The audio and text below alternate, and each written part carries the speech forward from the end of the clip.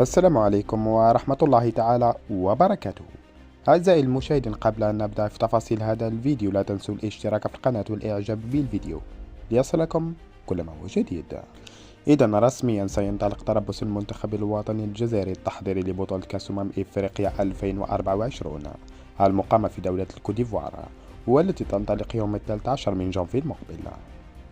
وكشفت اليوم الاتحادية الجزائرية لكرة القدم الفاف عن مكان تربص المنتخب الوطني الجزائري والمباراتين الوديتين التي سيلعبهم المنتخب الجزائري تحضيرا للبطولة. ونشر الفاف عبر موقعها الرسمي: المنتخب الوطني الجزائري يبرمج تربصه بالعاصمة الطوغولية ليومي خلال الفترة ما بين 1 و10 جانفي.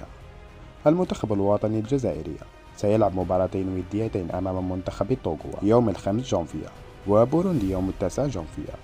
المنتخب الوطني الجزائري سيلتحق بمدينة بواكي الإفوارية يوم 10 جانفي استعدادا لخوض الكان.